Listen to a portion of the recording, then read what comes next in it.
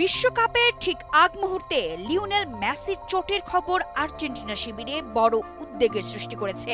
Inter মায়ামির হয়ে খেলার সময় হ্যামস্ট্রিংয়ে চোট পেয়ে মাঠ ছাড়েন এই মহাতারকা।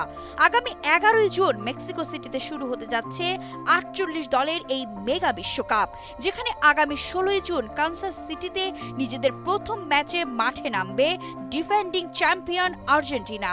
আর কয়েক সপ্তাহ পরেই ক্যারিয়ারের ষষ্ঠ বিশ্বকাপ খেলতে নামার কথা রয়েছে এই আর্জেন্টাইন অধিনায়কের।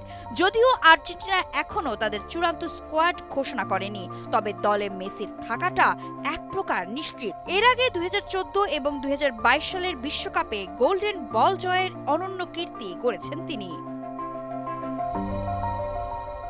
ফিলাডেলফিয়া ইউনিয়নের বিপক্ষে রবিবার ম্যাচে 6-4 ব্যবধানে জয় পায় ইন্টার মায়ামি।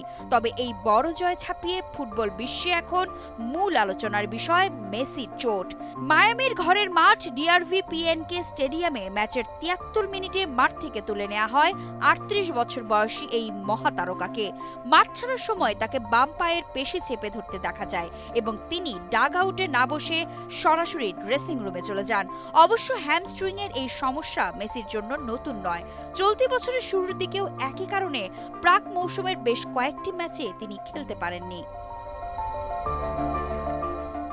মায়ামির বর্তমান কোচ গুইলার্মো হোয়েস অবশ্য এখনই ভক্তদের আতঙ্কিত না হওয়ার পরামর্শ দিয়েছেন। তার মতে চোটের চেয়ে ক্লান্তি এর বড় কারণ হতে পারে। ম্যাচ শেষে এক বিবৃতিতে কোচ জানান, এখনো পর্যন্ত কোনো অফিসিয়াল মেডিকেল রিপোর্ট তাদের হাতে আসেনি, তবে দ্রুতই তা পাওয়া যাবে। মেসি মূলত ভীষণ ক্লান্ত ছিলেন, তাই কোনো ধরনের ঝুঁকি না নিয়ে তাকে মাঠ থেকে তুলে নেওয়াটাই সঠিক সিদ্ধান্ত ছিল বলে দাবি করেছেন হোয়েস। বিশ্বকাপের মঞ্চে নিজেদের শিরোপা ধরে রাখার মিশনে মেসির উপস্থিতি আর্জেন্টিনার জন্য অত্যন্ত গুরুত্বপূর্ণ। আগামী 17 জুন কানসাস সিটিতে আলজেরিয়ার বিপক্ষে ম্যাচ দিয়ে বিশ্ব চ্যাম্পিয়নরা তাদের অভিযান শুরু করবে। কোটি ফুটবল প্রেমী এখন অধীর আগ্রহে অপেক্ষা করছেন যেন সব শঙ্কা কাটিয়ে দ্রুত সুস্থ হয়ে মাঠের লড়াইয়ে ফিরতে পারেন LM10।